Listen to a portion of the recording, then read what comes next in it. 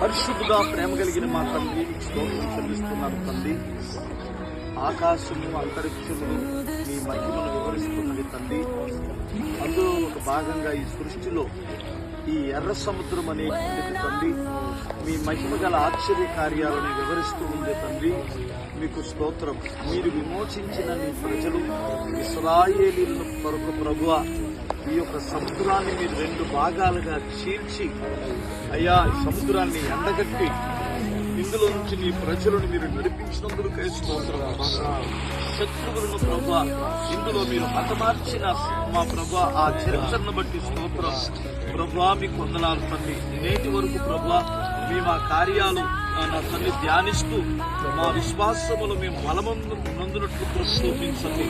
ముఖ్యంగా ప్రభువా మా జీవితాలలో, సంఘ జీవితాలలో, కుటుంబాల జీవితాలలో, కుటుంబ సంఘాలలో ఉన్న కుటుంబాల జీవితాలలో ఇలాంటి ఎర్ర సముద్రం లాంటి సమస్యలు ఎంతమందికి ఎదురవుతున్నాయో యేసు నామములో ఆ సమస్యలు ఇలాగునే చీలిపోవాలి. అయ్యా మీ కృపతో తోడుంచండి. మా సంఘాలలో గొప్ప కార్యాలు జరిగించండి. ఇశ్రాయేలును చూసిన గొప్ప కార్యం మేము చూసుదుముగాక. మా జీవితాలలో గొప్ప అనుభవాలు మేము అనుభవించుదుముగాక. మీ కార్యములు నిన్న నేడు రేపు ఒకటే రీతిగా ఉన్నవి నాయన. ముఖ్యంగా భారతదేశాన్ని మీరు రక్షించండి.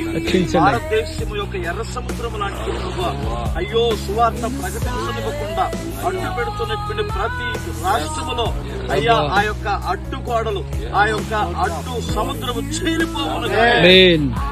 గొప్ప కార్యములు జరిగించి మహిమ పొందమని అయ్యా ఇప్పుడు చేరుకున్న మమ్మల్ని అందరినీ మీ చేతుల్లో సమర్పించుకుంటూ యేసుక్రీస్తు నామమున అడుగుతున్నాను తండ్రి. ఆమేన్.